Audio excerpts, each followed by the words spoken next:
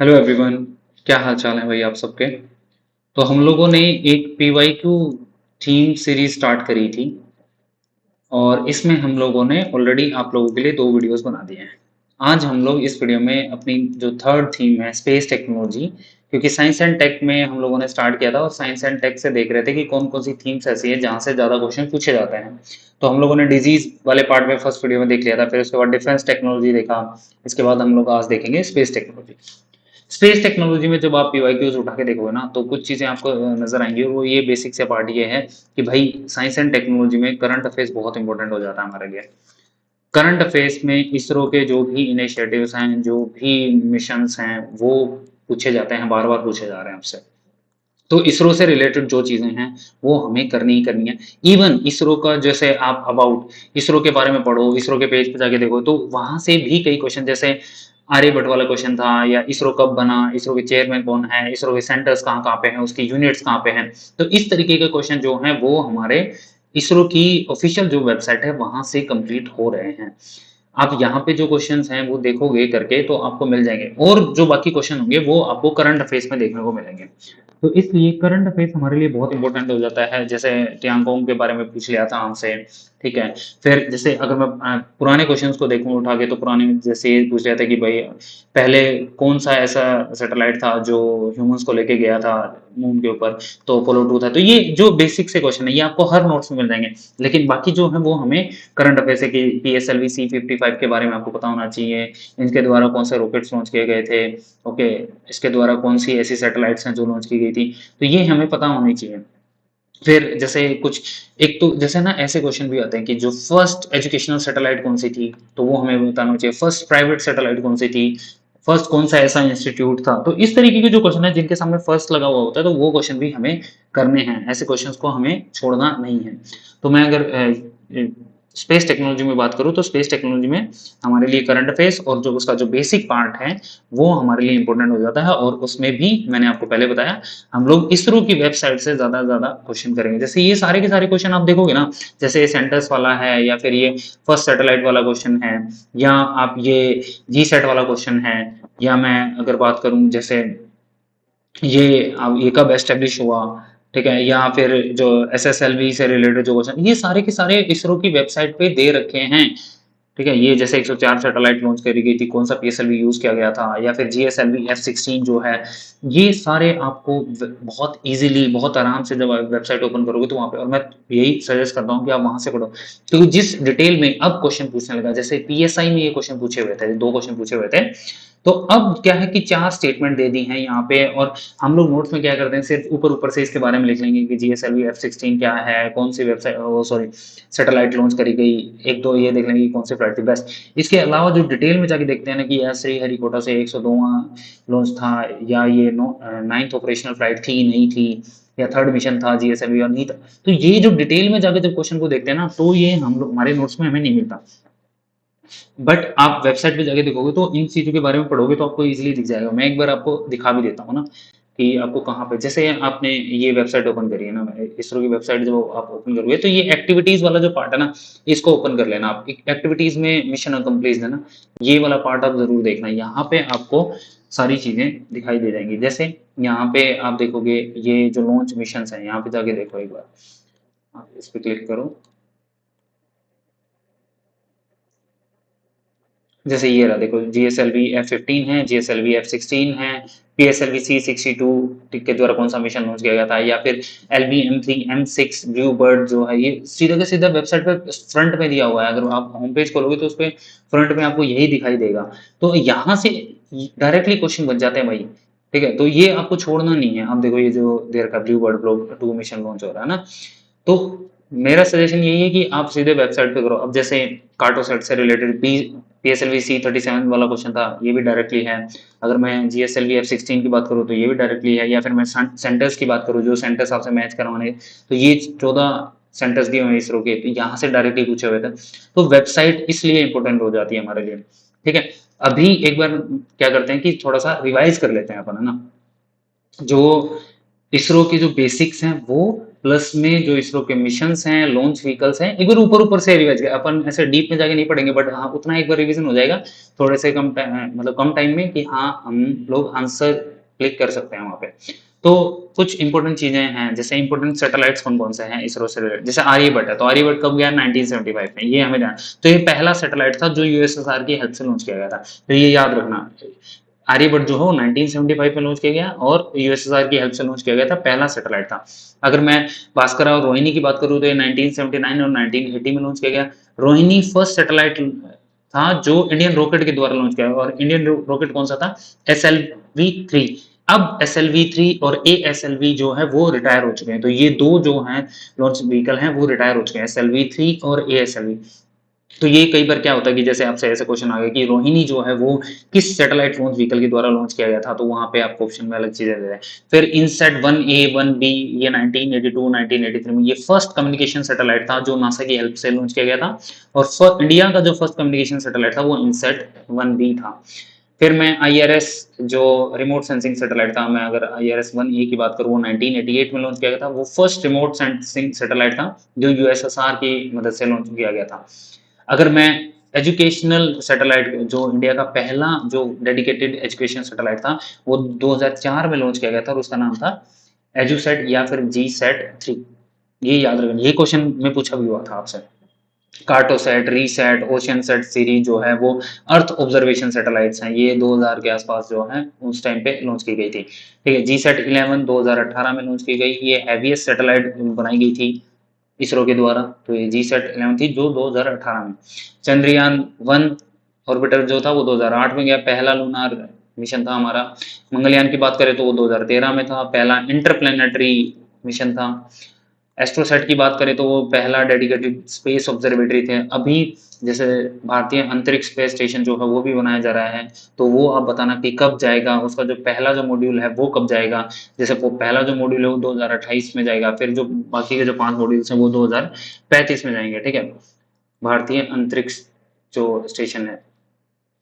फिर IRNS नाविक की बात करें तो ये 2013 से 2018, ये India regional navigation satellite system है। इसमें 9 सैटेलाइट है, तो आप मुझे बताना कि कौन कौन सी सैटेलाइट जियो स्टेशनरी में है या फिर कौन कौन सी जियो सिंक्रोनस में है, कितनी हैं, तो ये आप बताइएगा कमेंट सेक्शन में।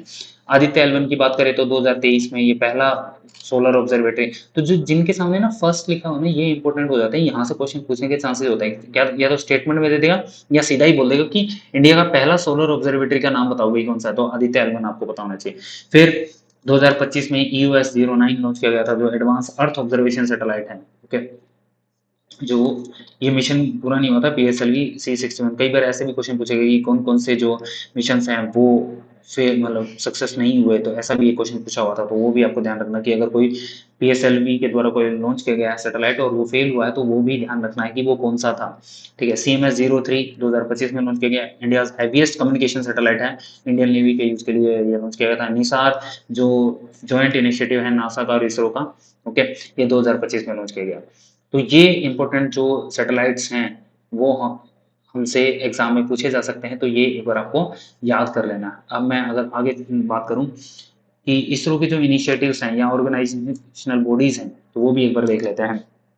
अब सबको पता है कि इसरो पहले इसरो नहीं था, उसको इनकोस्पर के नाम से जाना जाता था।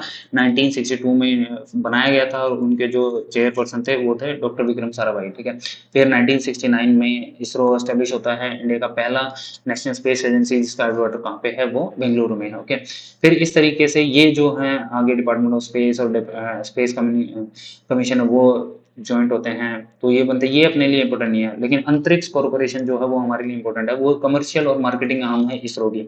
तो कई बार क्या है, सीधा ही पूछ लेगा कि which of the following is commercial और मार्केटिंग आर्म ऑफ इसरो, तो ये आपको पता होना चाहिए, अंतरिक्ष कॉर्पोरेशन। ठीक है, अगर मैं आगे बात करूँ तो जैसे ही इन स्पेस और जो ये न्यू स्पेस इंडिया लिमिटेड बनाई गई है, ये भी कमर्शियल आर्म है ताकि प्राइवेटाइजेशन को बढ़ाया जा सके। और ऐसी ही एक 2023 में एक पॉलिसी बनाई गई है, इंडियन स्पेस पॉलिसी, ये पहली पॉलिसी है स्पेस सेक्टर में जो प्राइवेटाइजेशन को बढ़ावा देने के लिए बनाई गई। ठीक है, अब बात कर लेते हैं सेंटर्स की, क्योंकि सेंटर से भी तो क्वेश्चन पूछा जाता है ना, तो सीधे सीधा आपको ये चीज ध्यान रखनी है। विक्रम साराभाई स्पेस सेंटर जो है वो कहाँ पे है आपका, त्रिवेंद्रपुरम तमिलनाडु में है।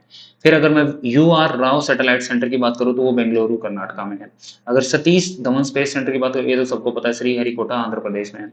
लिक्विड प्रोपल्शन सिस्टम सेंटर जो है वो त्रिवेंद्रपुरम में भी है, बेंगलोर में भी है। इसरो प्रोपल्शन कॉम्प्लेक्स की बात करें तो वो महेंद्रगिरी तमिलनाडु में है। स्पेस एप्लीकेशन सेंटर देखें तो वो अहमदाबाद में है। अगर मैं नेशनल रिमोट सेंसिंग सेंटर देखूं तो वो आपका हैदराबाद में है। ISTRAC जो सेंटर है वो आपका बेंगलोर में है। फिर अगर मैं मास्टर कंट्रोल फैसिलिटी की बात करूं तो वो कर्नाटका में। Lab for electro optic system जो है वो भी आपका कर्नाटका मतलब बेंगलोर में है वहाँ पे। फिर इसरो इनर्शियल सिस्टम यूनिट जो है वो त्रिवेंद्रपुरम में है। फिर ह्यूमन स्पेस फ्लाइट सेंटर की बात करें तो वो भी बेंगलोर मतलब कर्नाटका में है, ठीक है। फिर अगर मैं Indian institute of remote sensing की बात करूँ तो वो आपका देहरादून में है। फिजिकल रिसर्च लेबोरेटरी जो है वो आपका अहमदाबाद में है। तो ये आपको याद रखना है, और इवन मैं आपको दिखा भी देता हूँ यहाँ पे, ये सीधे के सीधे पूछे भी जाते हैं। जैसे डिपार्टमेंट ऑफ स्पेस आपका बेंगलुरु में है, ह्यूमन स्पेस फ्लाइट सेंटर जो बेंगलुरु में, Indian institute of remote sensing Dehradun में, मैंने अभी बताया था आपको। इसरो इनर्शियल सिस्टम यूनिट जो है त्रिवेंद्रपुरम, इसरो प्रोपल्शन कॉम्प्लेक्स जो है, ये सीधे के सीधे इसरो की वेबसाइट से क्वेश्चन पूछा हुआ था। तो ये हमें याद करना है। हो सकता है कि दोबारा से इन सेंटर्स से रिलेटेड कोई क्वेश्चन हमसे पूछ लिया जाए। अगर मैं IST की बात करूं तो वो भी त्रिवेंद्रपुरम में है, और NESAC की बात करूं मतलब नॉर्थ ईस्ट स्पेस एप्लीकेशन जो सेंटर है वो आपका कहाँ पे है, वो शिलोंग में है। ये सेंटर्स की बात कर ली। अब लॉन्च व्हीकल्स की बात कर लेते हैं, जो इंडिया के लॉन्च व्हीकल है। तो SLV-3 जो आपको पता है वो 4 स्टेजेस का लॉन्च व्हीकल था। इसकी जो कैपेसिटी है वो लो अर्थ ऑर्बिट में 400 kg पेलोड कैरी कर सकता था। ये पहला एक्सपेरिमेंटल लॉन्च व्हीकल था जो 1980s में आया था, ठीक है। फिर इसके बाद एडवांस जो सैटेलाइट लॉन्च व्हीकल था उसमें 5 स्टेजेस थी, सारी की सारी इसमें यहाँ पे सॉलिड फ्यूल यूज किया गया था। तो 150 kg के आसपास इसका पेलोड कैपेसिटी था, ठीक है। फिर PSLV की बात करें तो PSLV 4 स्टेजेस है, सॉलिड लिक्विड, ठीक है। तो ये 4 स्टेजेस हैं, ध्यान रखना है इसको आपको। और जैसे PSLV कई जगह भी यूज किया गया, जैसे चंद्रयान में, मंगलयान में, या फिर 104 सैटेलाइट जो लॉन्च की थी, इन सब के लिए PSLV यूज किया गया था। फिर GSLV के अलग अलग वर्जन है। तो इसमें 3 स्टेजेस हैं, सॉलिड, लिक्विड और क्रायो, ठीक है। ये मतलब हैवीएस्ट सैटेलाइट्स को लॉन्च करने के लिए, जैसे जियो स्टेशनरी ट्रांसफर ऑर्बिट में या लो अर्थ ऑर्बिट में अगर सैटेलाइट्स को लॉन्च करना है तो उसके लिए GSLV यूज किया जाता है। जैसे इनसेट, जीसेट सैटेलाइट्स हैं, इनको भेजने के लिए, क्योंकि ये हैवी होती है तो इनके लिए GSLV यूज करते हैं। फिर पहले GSLV Mark 3 इसका नाम था, इसको चेंज करके LVM3 कर दिया गया है। इसमें भी 3 स्टेजेस हैं, ठीक है, सॉलिड, लिक्विड और क्रायो। ये 4 टन तक क्या है जियो स्टेशनरी ट्रांसफर ऑर्बिट में भेज सकता है, और 8 टन तक जो है वो लो अर्थ ऑर्बिट में भेज सकता है पेलोड को, ठीक है। जैसे चंद्रयान 2 हो गया, चंद्रयान 3, गगनयान। गगनयान कब जाएगा आप लोग कमेंट सेक्शन में बताना भाई, जा चुका है, नहीं जा चुका है, कब जाएगा, जाना है अभी है, ठीक है। फिर SSLV, ये 3 सॉलिड इसमें स्टेजेस हैं और एक VTM है, ठीक है। 500 kg to 500 kilometre of low earth orbit तक इसको भेजा है, बेबी रॉकेट्स के नाम से इसको जाना जाता है, ठीक है। ये आप बताना NGLV क्या है और क्यों है, ठीक है। ये 30 टन तक का पेलोड कैरी कर सकती हैं जो लो अर्थ ऑर्बिट में जा सकते हैं, ठीक है। ये रीयूजेबल सैटेलाइट्स के लिए यूज किया जाएगा। अगर मैं मेजर स्पेस मिशंस की बात करूँ, कौन कौन से मेजर मिशंस हैं जो हमारे लिए इंपॉर्टेंट है, वो है जैसे चंद्रयान 1। चंद्रयान 1 कब आया, 2008 में आया। कौन सा व्हीकल यूज किया गया, PSLV C11 इसके लिए यूज किया गया। ये पहला लूनार मिशन था हमारे लिए। मंगलयान आप सबको पता है 2013 में आया, इसके लिए PSLV C25 लॉन्च किया गया। ये पहला इंटरप्लेनेटरी मार्स मिशन था हमारा। फिर एस्ट्रोसैट की बात करूँ तो 2015 में PSLV C30 यूज किया गया, पहला डेडिकेटेड स्पेस ऑब्जर्वेटरी है अपना। चंद्रयान 2 की बात करें तो 2019, इसके लिए LMV3 जो जिसका नाम पहले क्या था, GSLV3 था, ओके। ओके, फिर वैसे सक्सेसफुल नहीं हो पाया था ये। फिर चंद्रयान 3 आया जो 2023 में, इसके लिए LV-M3M4 Mark 4 यूज किया गया। ये पहला कंट्री बन जाता है इंडिया यहाँ पे जो सॉफ्ट लैंडिंग करता है लूनार के साउथ पोल पे। आदित्य L1 2023 में लॉन्च किया गया। PSLV XLC57 इसके लिए यूज किया गया, पहला सोलर ऑब्जर्वेटरी है, ठीक है। आदित्य L1 जो L1 पॉइंट पर लैंग्रेंज पॉइंट आप लोगों ने पढ़े हुए होंगे। तो ये स्पेस मिशंस हैं जो हमारे लिए बहुत इंपॉर्टेंट है। गगनयान अभी आना है, ठीक है, 2027 में एक्सपेक्टेड है, पहले था लेकिन due to some technical glitches ये हो नहीं पाया, बट 2027 में चांसेस हैं कि गगनयान लॉन्च कर दिया जाएगा। LVM3 इसके लिए यूज किया जाएगा, ये पहला ह्यूमन स्पेस फ्लाइट प्रोग्राम है। निसार 2025 में लॉन्च किया गया। GSLV F-16 इसके लिए यूज किया गया। ये पहला dual frequency SAR synthetic aperture radar satellites हैं। ये जॉइंट इनिशिएटिव है नासा और इसरो का, ये हमें पता है। फिर एक्जिम 4 की अगर बात करें तो ये 2025 में लॉन्च किया गया था। फाल्कन 9 इसके लिए यूज किया गया। शुभांशु शुक्ला जो पहले इंडियन थे जो एक प्राइवेट मिशन पे गए थे, जो कि इंटरनेशनल स्पेस स्टेशन। अब इंटरनेशनल स्पेस स्टेशन से रिलेटेड आपको चीजें बतानी है कि कितने कंट्रीज हैं, इंडिया का स्पेस स्टेशन कब जाएगा, ठीक है। चंद्रयान 4 2027 के लिए प्लान है, और ये भारतीय अंतरिक्ष स्टेशन जो जिसकी मैं अभी बात कर रहा हूँ, तो पहला जो मॉड्यूल है इसका 2028 में, और बाकी के जो फुल 5 मॉड्यूल हैं वो आपके 2035 में जाएंगे। पहला इंडिया का स्पेस स्टेशन होगा ये, ठीक है। ऐसे ही अगर मैं सैटेलाइट्स की बात करूं, सैटेलाइट्स ऑर्बिट्स की, तो अलग अलग ऑर्बिट्स हैं, यहाँ से भी क्वेश्चन पूछे जाते हैं। जैसे लो अर्थ ऑर्बिट है तो उसकी रेंज कितनी है, उसका रोटेशन पीरियड क्या है, वो किस लिए यूज किया है, इतना हमारे लिए इंपॉर्टेंट है। इसके साथ साथ आप लोग इसके एग्जाम्पल भी देख लेना, ठीक है, वो मेंशन कर भी रखे हैं।